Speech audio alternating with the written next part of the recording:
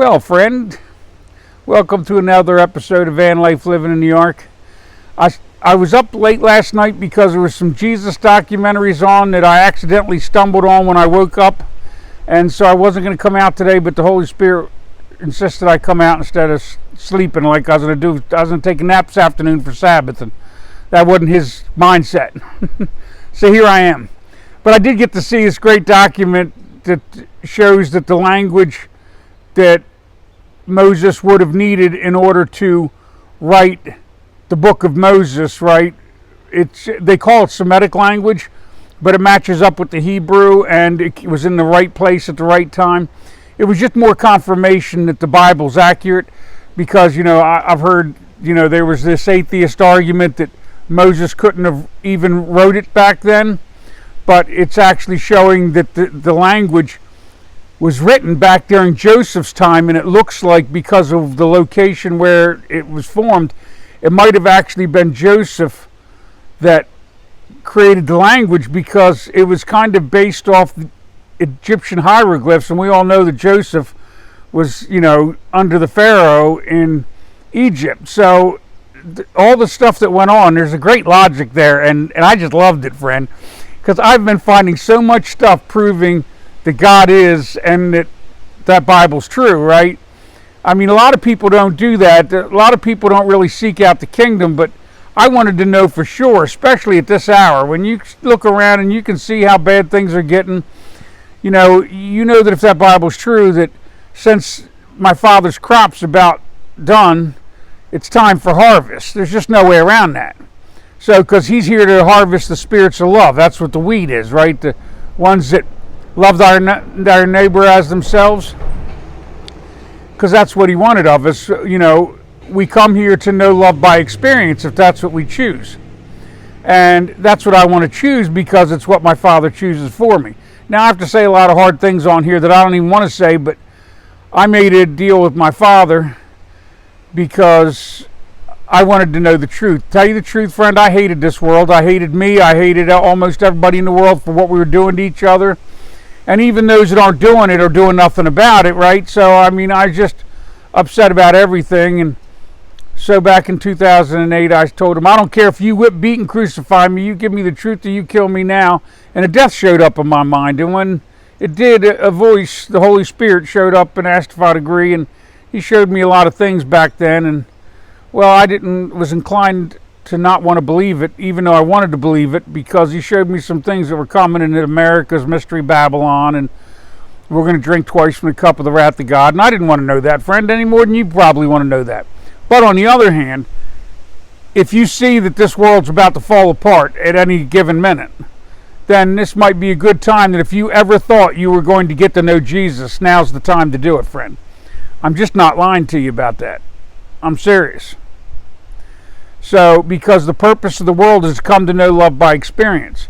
By getting to know Christ and doing the things he asked, you build your house on a rock, which is building your kingdom, where you let him come into you, and the Holy Spirit will reveal to you what Christ said and what Christ meant. And then you'll rise in the spirit of love, because that is the spirit of the law, right? So, if that's what you want, and you want this greater kingdom in your death, then now's a great time to seek it, because those that don't choose it have to ride through hell and pay all that's due. That's what Jesus said, including Christians. I'm not here to tell you what the Pharisees tell you, friend, because they're just not telling you the truth. Jesus told you in his parables over and over again that if you did not forgive, you would not be forgiven. If you want love, give love. If you want joy, give joy. He said, loving those who love you, that's easy. Even the sinners and tax collectors do that. What credit is that to you? Well, you have to have credit to enter the kingdom, right? The credit is you need a white stone, just like Jesus said in Revelation, and the only person who'll know that your name is on it is you. So you don't know whether I'm speaking from the spirit of pride or the spirit of fear or whatever, or whether I'm speaking on behalf of my Father through the spirit of love, right? The Holy Spirit. Because I do love you, friend, and I really do want you to not have to ride through the hell that's coming, but those that don't make a new choice are going to have to pay their debt. It's just a fact. So I'm sure hoping you do make a new choice. And that's what I've been on here telling you, because, these Publicly traded corporations are the thought of Satan made flesh, and the corporate elite have built underground arcs, and they plan on going underground and coming up and stealing my father's age, just like it said in Revelation about them going into their caves, and then they'd pray for death and death wouldn't come. This has all been written, friend. Everything, my father told you all of it in the beginning. He said he was going to let you know the truth of who he was by revealing to you the end in the beginning, and he did. Now it's all coded out, and most people can't understand the code. But it's not for man to understand the code. It's the Holy Spirit to understand the code, right? And the Holy Spirit will testify to you about that, just like it'll testify to you about Christ. Because Jesus himself said, be glad I go to the Father, because I go to the Father, the Holy Spirit, the Spirit of truth will come to you, and even though what I tell you is true, even greater truths will you be given. So that's either the truth or a lie, and the choice you make is the one you have, right? I consider Jesus to be the truth and the life, and I believe every word he said. And the Holy Spirit testifies to me about him so that I understand what I need to know. Now, you might not need to understand it the way I do. We all come from a different background. My father didn't want us to all look alike. He wants us to rise in the spirit of love. If you're becoming the spirit of love and I'm becoming the spirit of love, even if our truth doesn't match up, it doesn't matter. We're not supposed to be worshiping Satan, which is selfishness and fear, right? We're not supposed to be afraid of Satan. Christ said, you let the Holy Spirit enter into you. So if you want to put your foot on Satan's neck, you've got to receive the Holy Spirit. Jesus gave you a whole layout on how to do that. He said he came for those in need of a doctor, right? And I was one of the ones in need of a doctor. So, friend, if you're in need of a doctor, if you're scared and you see what's going on and you don't have the faith to get through what's coming, well, then right now is a good time to go seek the kingdom and get to know this Jesus and receive the Holy Spirit, which is the Spirit of truth that'll come to you. And even though what Jesus said is true, even greater truths will you be given, because he'll testify to you about him. Jesus said he was going to reveal secrets that have been hidden since the foundation of the world. Friend, they're all through what he said. So I sure hope you're going to go take a look, because it's really worth it. You know what I mean? And it leaves you with a lot more joy and a lot less fear. And every time fear tries to sneak up on me and go boo, I just run to Dad, right? The Holy Spirit. I'm like, Dad, look, see this thought? It's trying to scare me again. He's like, what, Jay? You know, me and you are going to go have a conversation, and then it's going to go away because you believe in me, not in it. And that's just the way it works. Jesus died on the cross and died so that I might live. You know, Adam and Eve were hiding themselves behind the leaves because they were trying to hide their thoughts from God, right? That's what that represented. I don't hide my thoughts from God. When I get a bad thought that I don't want, that I'm ashamed of, instead of running with it, I take it straight to Dad, straight to the Father, right? Straight to God. Jesus said, call no man Father but your Father in heaven. My relationship with God is a very intimate one.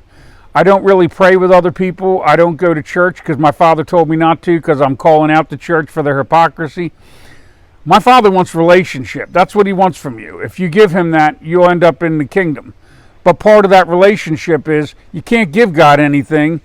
The only thing you can give, the only way to give it to him is to give it to your neighbor, right? If you're going to fast and starve yourself, if you're only doing it for God's glory and not to save money, well then take some of that money and feed your neighbor that's hungry, that is not intentionally fasting, right? Who knows? I'm just giving you an idea here, friend. But the spirit of love is an action word. It means that faith without works is dead, right? And that was what James said. And it was just said all through there. And so when you're in relationship with the Father, you will love his children and rise in the spirit of love. Now, you'll do it on whatever way he wants you to, and I can't judge you how you do it, because it's only you that knows you're carrying a white stone and that your name is on it. You and the Father, that's the only people that have to know that, right? So whether you're carrying a white stone is none of my business. However, I do have to come on here and tell you that these Pharisees have been lying to you about once saved, always saved, because that was a lie from the beginning, and anybody that reads Christ's parables, you'll see that that's the truth. You know, he told you seed that didn't fall on fertile soil, it died. People that buried their treasure, well, they got cast from the kingdom. Jesus said that he was the vine, we were the branches, and if we were not fruitful, that he would gather up the dead limbs and cast them into the furnace. Dead limbs are unfruitful limbs. Because he also said that if you were fruitful, he would prune you when you get in relationship with him and make you even more fruitful. And therefore you'll glorify God by glorifying your neighbor. And because you love your neighbor will love you for loving them. And then you'll give God the credit, and God will love you for it, and then you'll give it back to them. And then as long as you don't take the credit for it and let that thought of Satan get a hold of you, which is the spirit of pride, well, then you won't puff up like a rooster and think you're better than somebody and then have to get cast back into the darkness. Friend, I'm telling you, I know all about it. All right, well, just know this. Just know that I love you because my Father loves you, and may God bless you and yours.